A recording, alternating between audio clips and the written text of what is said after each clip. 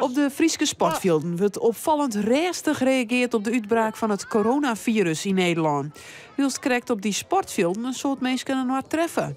Een enkeling neemt vastwaardigmaatregels, maar de meeste clubs binnen weer maar de wedstrijd waanden als maar het virus. Ja, ik denk dat we er nuchter voor binnen. Hè?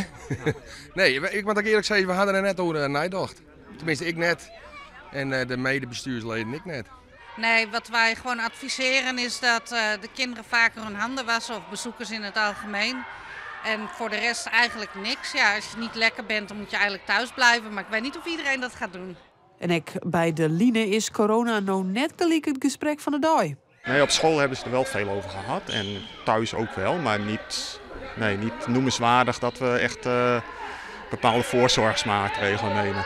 Maar zie je dat mijn oudste zoon, die maakt samen hier voetballen, die is 8, dus haast 9. Die vindt het wel heel spannend, maar dat is gewoon hoe het in het zal je bracht, hoe dat ben dat in zich opnemen. Ja, het is een heel vervelend virus, maar als zo'n mensje bent, ja, u maakt dus er maar net te druk om maatje. Dus het is net zo dat je denkt van nou, misschien moet er een elleboogje aan in plaats van een handskootje. Oh ja, ja misschien wel, ik weet het net. Ja. Maar je moet je er net druk om. Nee. Hockeyclub MHC uit Ljouwert is woldwaande met dit soort maatregels die ze oernaam hebben van de Nederlandse hockeyboen. En dat is onder oren het net handskot zien van de wedstrijd, het prettige wedstrijdweesje.